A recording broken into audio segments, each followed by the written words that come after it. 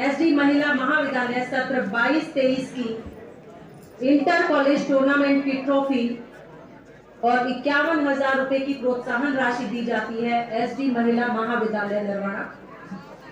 SD Mahila Mahavidyalaya Narwana के जितने भी खिलाड़ी हैं, प्राचार्य महोदय कृपया मंच पर आ जाएं। सत्र 22-23 हिंदू कन्या महाविद्यालय जी,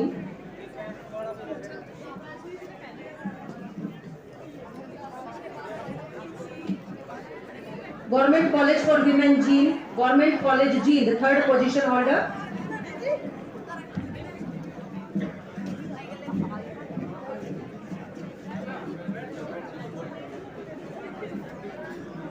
SD Mahila Mahavidyalaya Narwana overall champion inter college tournament सत्र 22-23। जोरदार तालियां एसडी महिला महाविद्यालय के सराहनीय योगदान के लिए, खेलों में उत्कृष्ट प्रदर्शन के लिए। हिंदू कन्या महाविद्यालय द्वितीय स्थान रहा सत्र 22-23 में। तृतीय स्थान प्राप्त कॉलेज से मेरा अनुरोध भी क्या मंच पर आए। पीआईजी, जीसीडब्ल्यू जीन और गवर्नमेंट कॉलेज जीन का तीसरा स्थान रहा सत्र 22-23 inter college tournament. Inter college tournament main में गवर्नमेंट कॉलेज जीन प्रथम स्थान पर रहा। गवर्नमेंट कॉलेज जीन प्रथम स्थान पर main inter college tournament main.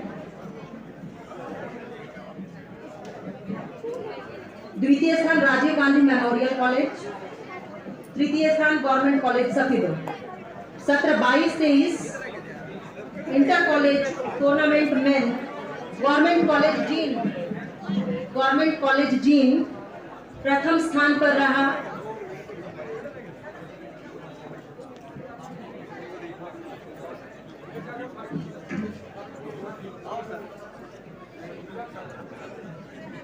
Madam Manisha coach और मैनेजर रही, कृपया मंच पर आ जाएं। Madam Manisha.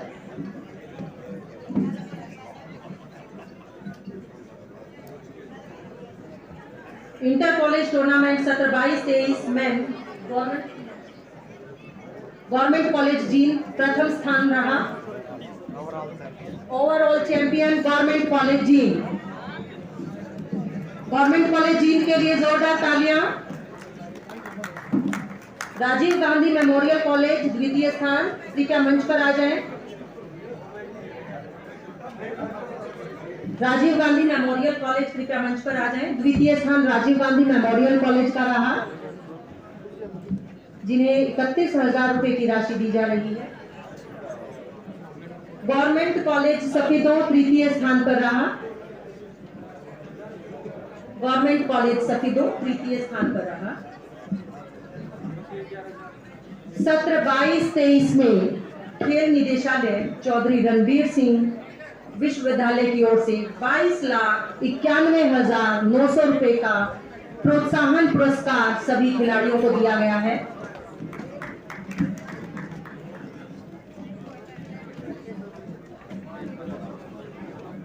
Government college Safidon तृतीय स्थान पर रही।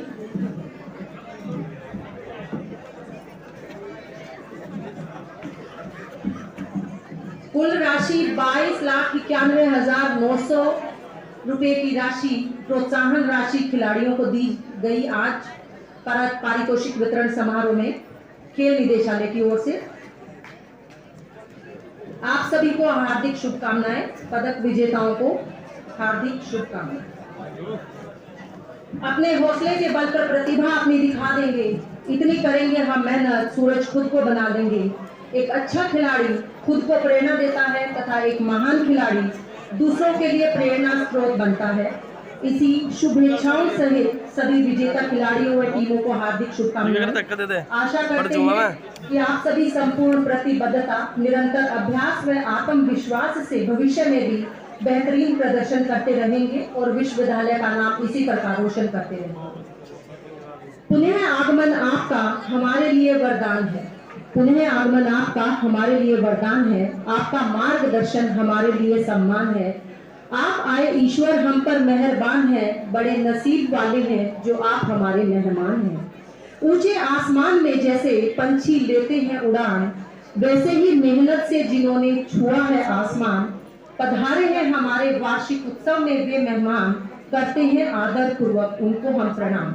आप ही आप हैं चर्चा में हर ओर, अनुपम यश है आपका कोई और न छोड़। जल समूह की आतुरता छिपी न जाए छिपाए, चंद शब्द मुख वृंद से सुनने को अतुलाए। इन्हीं पंक्तियों के साथ मैं भारतीय संसद के सबसे युवा सदस्य के रूप में Limca book of world records में अपना नाम दर्ज करवाने वाले, भारतीय टेबल टेनिस फेडरेशन के पूर्व अध्यक्ष, भारतीय ओलंपिक संघ के कार्यकारी सदस्य, जननायक जनता पार्टी अध्यक्ष, कौशल विकास और उद्यमिता की परामर्श समिति के पूर्व सदस्य, हरियाणा की संस्कृति और विरासत का संरक्षण व प्रसार करने वाले, बहुमुखी प्रतिभा से परिपूर्ण कृषिविद, राजनीतिक, व्यवसायी, खिलाड़ी और महज 32 वर्ष की उम्र में उप मुख्यमंत्री हरियाणा का कार्यभार संभालने वाले दिग्गज नेता माननीय श्री दुष्यंत चौटाला जी को उनके उद्बोधन के लिए मंच पर सादर आमंत्रित करती हूँ। माननीय श्री दुष्यंत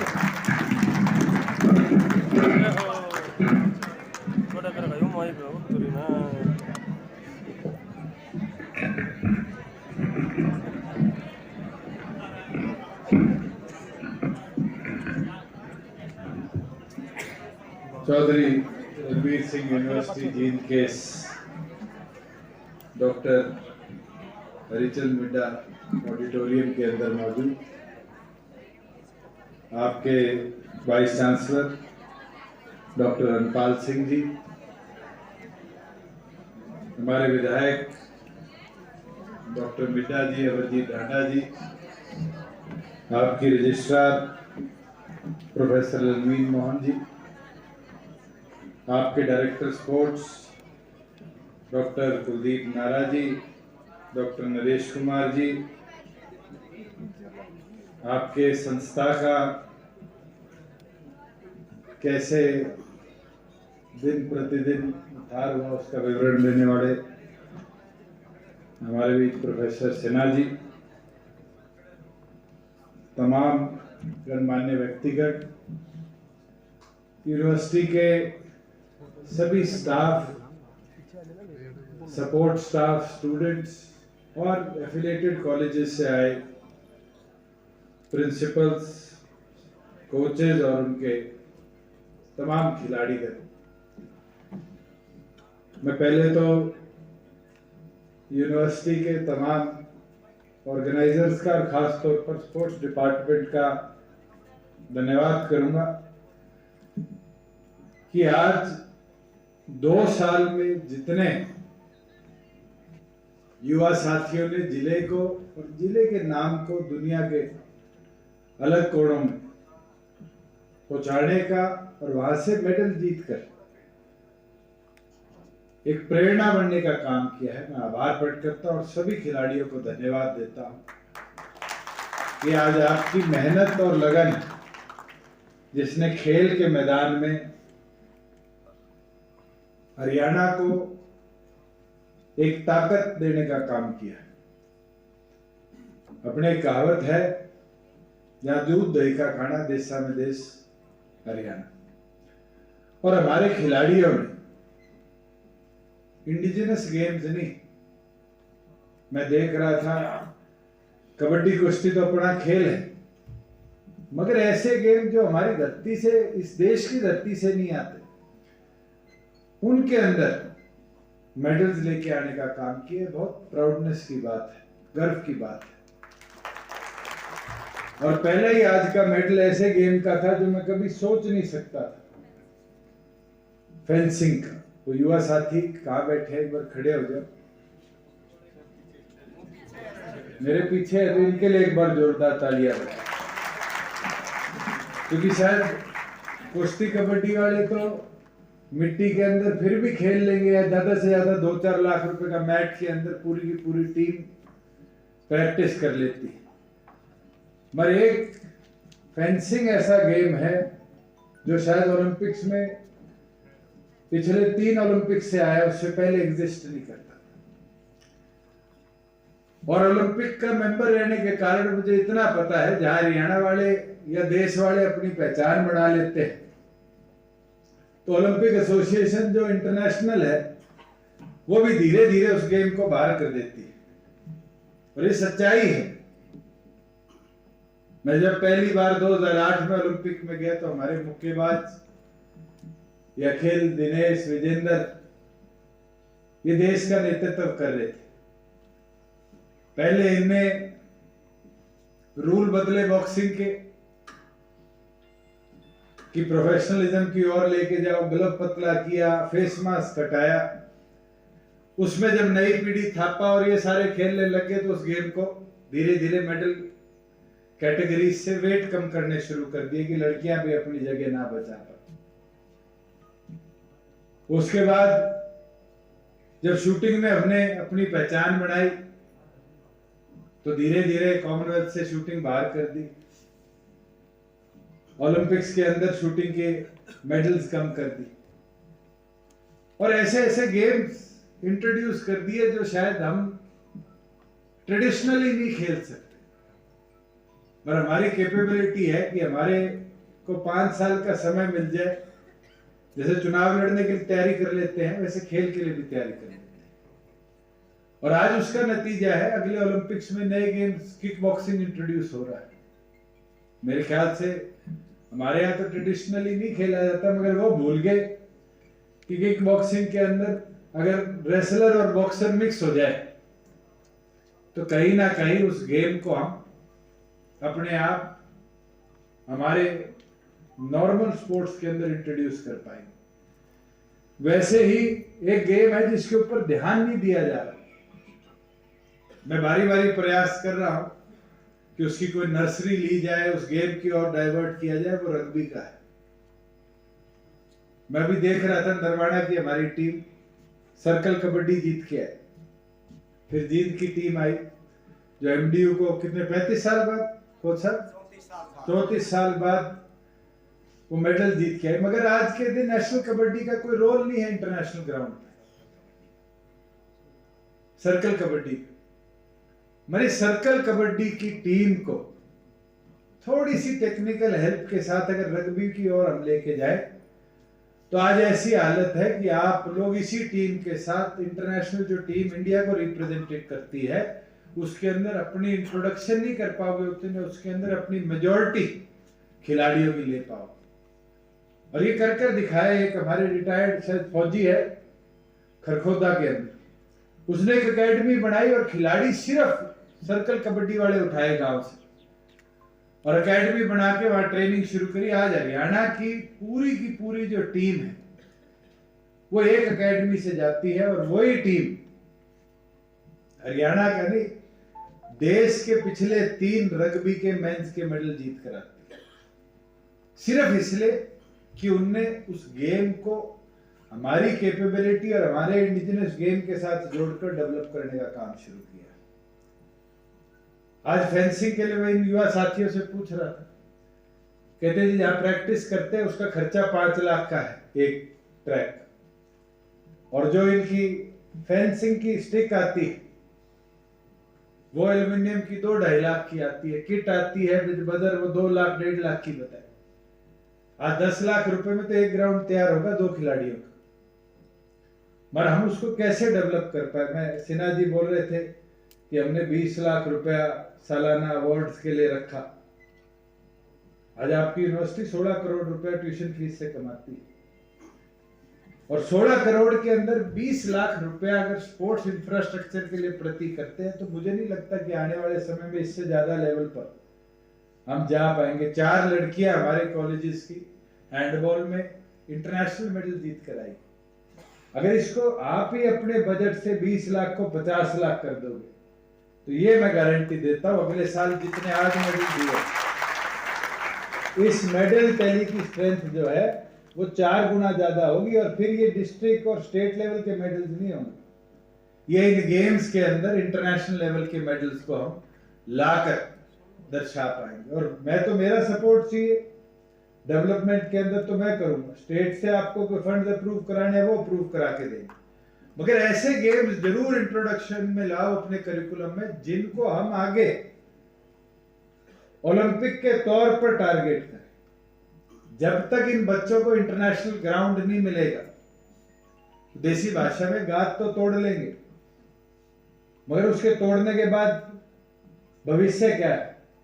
ये खेलते हैं पढ़ते हैं इसीलिए कि कोई अच्छी जॉब अपॉर्चुनिटी मिल जाए, इंटरनेशनली जाएंगे, कोई मेडल जीत के आएंगे, तो वहां जाके इनकी एक पहचान बनेगी। इनको भी आगे जाके, जैसे क्रिकेट वालों के पीछे एडवर्टाइजमेंट वाले घूमते हैं, इनके पीछे 2-4 एडवर्टाइजमेंट वाले आएंगे तो इनके खेल के अंदर भी इनको एक्सेलरेशन के लिए मौका मिले। और मैं तो चाहूंगा अगर आप डेवलप करने को तैयार हो, आप 2 गेम ले लो। रग्बी में तो कोई ज्यादा करने की जरूरत नहीं, 5 लाख के 2 खंबे खड़े करने हैं फुटबॉल के ग्राउंड में, और कड़ी लगानी है हर रोज। ये तो मेरे ख्याल से इनको दोनों तीनों कोचेज को याद रख लो, तनख्वाह इनकी कॉलेज से आन दो, हर रोज शाम को इनको बुलाओ। मैं 1 साल के अंदर आपकी यूनिवर्सिटी के अंदर रग्बी की टीम खड़ी हुई दिखाऊंगा, जो इंडिया की स्पोर्ट्स यूनिवर्सिटी की जो मीट होती है उसके अंदर नंबर 1 पर आकर दिखाए। और इसको टारगेट के तौर पे लेना पड़ेगा। जब तक एक टारगेट सेट नहीं करोगे कि यूनिवर्सिटी अगले 2 साल में किस मेडल को टारगेट करेगी, किस स्पोर्ट्स को छुएगी, और उसी तरह अपने जो कॉलेजेस है उनको वो लोग करिकुलम ईयरली बनाए कि आपसी टूर्नामेंट्स हो। जितने कॉम्पिटिशंस आप क्रिएट करोगे उतना इन युवा साथियों को अपने गेम में उतार के, अपने गेम में डेवलपमेंट जो होनी है स्किल्स की, उसके लिए अवसर आप दे पाओगे। जहां फेंसिंग की बात है, मैं तो चाहूंगा आपका कैंपस इसको एक मॉडल बनाइए। योगा हॉल इतना बड़ा बना दिया आपने, कहा योगा करिकुलम में, योगा का तो एक 6x2 का मैट हम बिछा ले तो भी हर व्यक्ति कर सकते हैं। इतना बड़ा हॉल जो है उसके अंदर एक पोर्शन फेंसिंग के लिए डेडिकेट करो, और मैं मेरी डिस्क्रिप्शन से 21 लाख देता हूं, डेवलप करके लेटेस्ट टेक्नोलॉजी के साथ दिखा कि हम फेंसिंग को, कोई बच्चा जो जींद यूनिवर्सिटी से एफिलेटेड कॉलेज से जुड़ा है अगर आना चाहे तो चाहे आपको उसको यहाँ एडमिशन देना पड़े, हॉस्टल की स्कॉलरशिप की व्यवस्था बनानी पड़े इसी में ले जाकर, पर आप बनाकर उसको लेके आओ कि हरियाणा में एक सेंटर कोई फेंसिंग का बनेगा, और आप शुरू करो। अगर आप 2 लेन और इनकी किट पूरी ला देते हो तो फिर जैसे वो युवा साथी कह रहा था, कहता जी साई का सेंटर नहीं है फेंसिंग का, मैं साई का भी पहला सेंटर अगर कोई मिलेगा तो आपकी यूनिवर्सिटी को लाकर देने का। आज हमें ये गेम पकड़ने पड़ेंगे जो अपॉर्चुनिटी ला सकते हैं स्किल एक्सेलरेशन के, और हम ओलंपिक्स वगैरह में जाते हैं, देखते कई ऐसे गेम हैं जिनको इंडिया टारगेट नहीं करता। मेरी कॉन्स्टिट्यूएंसी की एक लड़की है राणा, विकास राणा से, वो मेरे पास आई, कहती थी मैंने स्कीइंग करनी है। मैं कहा उचाना की छोरी और बर्फ में गए, और उसने रोलर स्केट्स पे स्कीइंग सीखनी शुरू कर। उसकी हमने CSR से भी मदद कराई। वो आज जो खेलो इंडिया गुलमर्ग में हो, वहां 2 गोल्ड जीत के, आप सोच सकते हो स्किल सेट सेम ही है, मगर उसको कैसे हम ट्रांसफॉर्म कर ले, कैसे अपॉर्चुनिटी बना ले, ये देखने की बात है। आज आपके यहाँ पर अगर 20x20 का भी स्केट बोर्डिंग पिट बना दिया जाए, जो कि इंडिया में अभी तक कोई सोचता नहीं। स्केट बोर्डिंग और आइस स्केटिंग में कोई ज्यादा फर्क नहीं है, स्नो बोर्डिंग। आज ऐसी हालात है अमेरिका जैसे देश में, छोटे छोटे शहरों में हर ग्राउंड में एक 20x20 की पिट बनी होती है, और उस 20x20 की पिट में छोटे छोटे बच्चे आकर उस गेम को एक्सेल करने का काम करते हैं। आज उस विजन को स्पोर्ट्स डिपार्टमेंट को कैंपसेस के इनरिच करना पड़ेगा कि हम कैसे टेकअप कर ले, कैसे उसको लेकर आगे बढ़ ले। और जिस दिन आपने कर लिया, ये गारंटी है कि ये गेम जो आज अनटच्ड है, जो हमारे लिए इंडिजिनस नहीं है, हमारी पीढ़ी दर पीढ़ी खेलने वाले गेम नहीं है, मगर हम उनको अडॉप्ट बहुत जल्दी कर सकते हैं, क्योंकि हमारे कल्चर में स्पोर्ट्स, हमारी जो हेरिटेज है, हेरिडिटरी है, उसके अंदर वो फिजिक है जो स्पोर्ट्स के लिए बहुत अर्ली अडेप्ट अपने आप को कर सकता है। एक में मेडल की लिस्ट में आज गेम मिसिंग देख रहा था, वो आर्चरी है। आर्चरी कोई कॉस्टली गेम नहीं है। एक इंडिया में भ्रम सा फैल गया कि ये तो ट्राइबल गेम है। ट्राइबल गेम जरूर हो सकता है कि तीर कमान उनके बुजुर्गों ने चलाए, उनको सिखाया, वो कला रही, मगर आज शूटिंग तो हमारा कोई ट्रेडिशनल गेम नहीं था। आज हमारी दो बेटियां, चाहे वो मन्नू हो चाहे वो सांगवान हो, दोनों आज किस एज में, बिलो 20 में भी दुनिया में देश का नाम रोशन करके आ रही है। वो हरियाणा की धरती की है। सिर्फ उनको प्रॉपर ट्रेनिंग और टाइमली ट्रेनिंग में दिलाने का काम हम करा। गवर्नमेंट के बहुत फंड्स है नर्सरीज के लिए, एकेडमीज के लिए, उनका उपयोग करो। और जब आपने करना शुरू कर दिया, मैं मानता हूं आपका कैंपस एक एपिसेंटर बन जाएगा। आपका जो कैंपस है 14 साल पुराना है मैडम, 10 साल पुराना। 10 साल कोई यंग कैंपस नहीं होता। अगर हम बात करें कैंपस की डेवलपमेंट की बात आए तो लवली यूनिवर्सिटी मेरे ख्याल से 20 साल पुरानी होगी। कहना चाहे तो वो भी यंग कैंपस है। महाराज एजुकेशन में वो सारे सरकारी इंस्टीट्यूट्स को पीछे छोड़, स्टूडेंट्स के नंबर में एक कैंपस में किस स्ट्रेंथ में बच्चे हैं, स्पोर्ट्स के अंदर किस विजन के साथ वहां काम किया जा रहा है। ये मानव रचना यूनिवर्सिटी है, 2002-3 में बनी थी, 20 साल पुरानी है। वो इतना स्पोर्ट्स पे इन्वेस्ट कर गई कि उनकी यूनिवर्सिटी ने स्पोर्ट्स साइंसेज का सेंटर खोल लिया। और मैं तो चाहूंगा वी साहब, इसको आप भी लो कि मानव रचना यूनिवर्सिटी के स्पोर्ट्स साइंस सेंटर के साथ आप MOU करो कि ये खिलाड़ी जो इंजर हो जाते हैं, जिनके चोट लग जाती है, उनकी रिकवरी में जो टाइम लगता है, कई बार मशीन बॉडी स्कैन के बाद ये बता सकती है कि उसके असली मसल कौन सा है जिसको ट्रीटमेंट की जरूरत है। और ये स्पोर्ट्स साइंसेज ही है जो डेवलप्ड नेशन को हमारे से ज्यादा स्पोर्ट्स में एक्सेल करने का मौका देता है। आज चाइना उठा लो, उनका ट्रेडिशनल गेम तो टेबल टेनिस था, उसमें 2 मेडल से ज्यादा ओलंपिक्स में नहीं आते, मगर उन्होंने अपने आप को डाइवर्ट किया। स्पोर्ट्स साइंसेस का फायदा उठाकर किस गेम की ओर लेकर गए? बड़ी शॉकिंग चीज, आज एथलेटिक्स 100 मीटर रेस में चाइनीज मेडल ले रहे, स्विमिंग जो ट्रेडिशनली उनका गेम नहीं था, आज उसके अंदर सबसे ज्यादा मेडल कोई ले रहे तो चाइनीज ले रहे। और तो और एथलेटिक्स के अंदर डिस्कस जैसे, शॉटपुट जैसे गेम्स के अंदर भी वो टॉप 8 के अंदर आ रहे। वो इसलिए आ रहे हैं कि उनने टेक्नोलॉजी का फायदा उठाकर बच्चों को वो सुविधाएं समय अनुसार दिलवाने का काम किया। और मैं तो चाहता हूं आपको ग्रांट इन एड सरकार से ऐसे इंस्टीट्यूट सेटअप करने के लिए मांगनी चाहिए। आप तो प्रदेश के बिल्कुल दिल में बैठे हो। अगर हरियाणा का नक्शा लेके और हम त्रिकोणी शेप में अगर लाइन मारोगे तो सबसे सेंटर में कोई जिला आता है और कोई यूनिवर्सिटी आती है तो वो MDU नहीं आती, GJU नहीं आती, HAU नहीं आती, MDU नहीं आती। वो कोई आती है तो चौधरी रणवीर सिंह यूनिवर्सिटी आपकी आती है। और हमें इस चीज पे फोकस करना पड़ेगा कि हम उसको स्पोर्ट्स की ओर कैसे जोड़ पाए।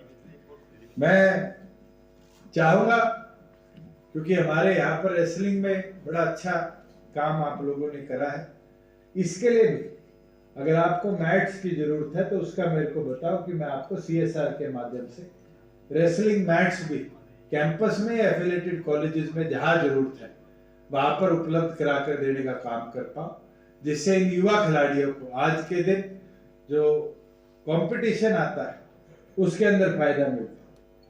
और ऐसे गेम्स पे जरूर अपना आप फोकस रखने का काम करो कि आप इन गेम्स को लिस्ट अप कर पाओ। जहाँ कैंपस की बात है, आपने बताया कि कितने नए कोर्सेज कैंपस में इंट्रोड्यूस हुए। आज एजुकेशन पॉइंट ऑफ व्यू से भी बहुत कुछ हरियाणा प्रदेश कर रहा है। नैक के अंदर भी हमारी यूनिवर्सिटीज ने पिछली रेटिंग से बहुत अच्छी ग्रोथ देखी है और आगे भी मेरे ख्याल से, जैसे न्यू एजुकेशन पॉलिसी का हम उपयोग कर रहे हैं, न्यू एजुकेशन पॉलिसी को अपने करिकुलम में और अच्छी तरीके से ले रहे, मुझे लगता है कि हम एजुकेशन अपलिफ्टमेंट में अपने आप को प्राथमिक तौर पर ला पाएंगे। मगर इसके साथ साथ आज आपको रिसर्च की ओर जाना पड़ेगा। मैंने सुना फिजिक्स में यूनिवर्सिटी ने एक पेटेंट कराया और अब भी आपके टॉपर्स फिजिक्स के अंदर आए।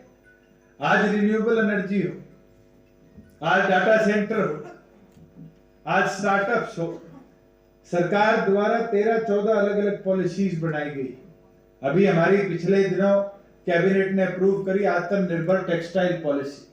ये सिर्फ धागा बनाने की या शर्ट बनाने की पॉलिसी नहीं, कैसे अलग अलग वैरायटी में टेक्सटाइल यूनिट्स हरियाणा प्रदेश में स्टैब्लिश हुए। मैं तो डाटा पढ़ रहा था और मुझे हैरानी हुई, जो ये क्लॉथ फाइबर हम बोलते हैं, जिसके अंदर आपने देखा होगा पीपीपी किट्स बनी थी, आज सबसे बड़ा देश का प्रोड्यूसर ये टेक्सटाइल फाइबर का कोई जिला है तो आपको झटका लगेगा सुन के, भिवाड़ी जिला है। भिवाड़ी जिले में सबसे ज्यादा फैक्ट्रियां लगी है जो इस तरह के फाइबरस मटेरियल बनाती है। और जब कोविड की महामारी आई थी, जब पीपीपी किट्स को बनाने में देश में सबसे ज्यादा प्रोडक्शन कहीं से हो पाई और सपोर्ट मिल पाया तो भिवाड़ी से मिल पाया। आप उन बेनिफिट्स का, उन पॉलिसीज का बेनिफिट्स उठाने का काम करो। मैं तो एक चीज कहूंगा कि 3 करोड़ से 5 करोड़ R&D के लिए आपके यूनिवर्सिटीज के अंदर सेंटर फॉर एक्सीलेंस बनाने के लिए आज हमने पॉलिसी में रखे और 2-2, 3-3 यूनिवर्सिटीज को हम पॉलिसी पीरियड के अंदर वो फाइनेंशियल सपोर्ट देने का काम करेंगे। मैं तो चाहूंगा CSRU, CRSU से आप जल्द से जल्द प्रपोजल सरकार को बनाकर दे कि हम वो फंड रिलीज कर पाए। आज हीप के अंदर जो हमारे 8 थ्रस्ट सेक्टर्स हैं, उसकी ग्रोथ के लिए 5 सेंटर फॉर एक्सीलेंस है जो सिर्फ यूनिवर्सिटीज को दिए जाएंगे। और मेरे पास सिर्फ शायद एक एप्लीकेशन आई, मगर ये है कि कैंपसेस के अंदर उस तरह की डिटेल स्टडी के बाद प्रोजेक्ट्स बनाने के आज आप लोग शायद इंटरेस्टेड नहीं, क्योंकि प्रोजेक्ट्स को जो भी लेता है यूनिवर्सिटी के अंदर, जिस यूनिवर्सिटी में मुझे जाने का मौका मिला, वहां पर अगर प्रोजेक्ट्स लाए गए तो सबसे पहले कहते हैं जी अब तो दिल्ली से ले आए, हमने तो ये प्रोजेक्ट इतना दिल्ली से मंजूर करा लिया, ये प्रोजेक्ट इतना यूजीसी से हम एडिशनल ले आए। आज यूजीसी से बाहर निकलिए, केंद्र सरकार और प्रदेश सरकार की इतनी करोड़ों की योजनाएं जिनको प्राइवेट यूनिवर्सिटीज तो लाभ लेकर आगे बढ़ने का काम कर रही, मगर हमारे गवर्नमेंट फंडेड इंफ्रास्ट्रक्चर के अंदर कहीं ना कहीं वो लाभ हम समय अनुसार नहीं ले पा रहे।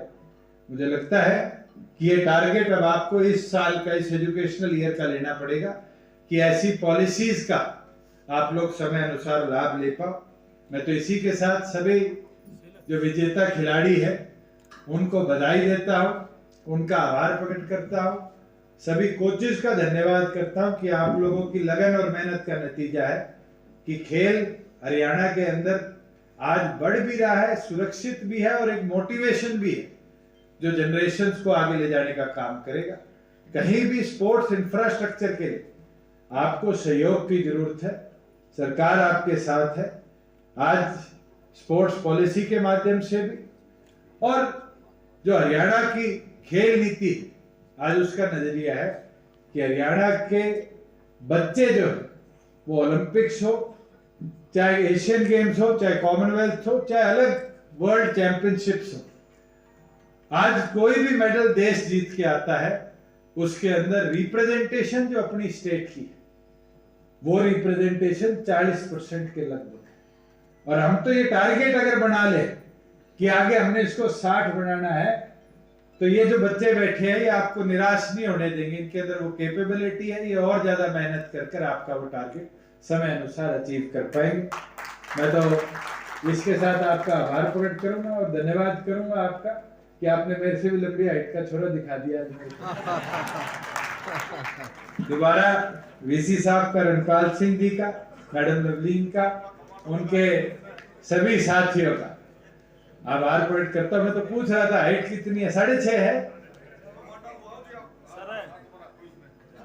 फिर तो मेरे की सिक्योरिटी इसकी मैं करूंगा या मेरी करेगा?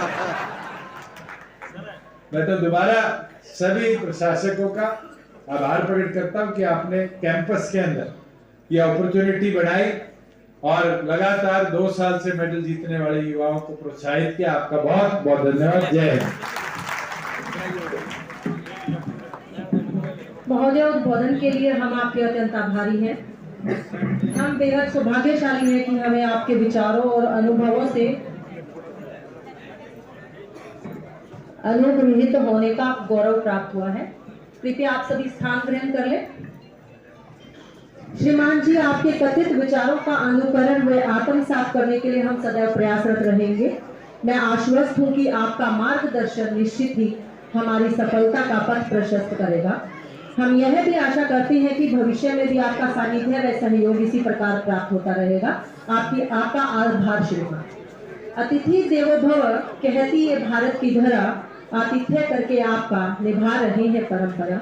मेरा कुलपति महोदय से अनुरोध कि वे समारोह के मुख्य अतिथि माननीय श्री दुष्यंत चौटाला जी को शॉल व स्मृति चिन्ह भेंट कर उनका सम्मान करें व पल को अविस्मरणीय बनाए।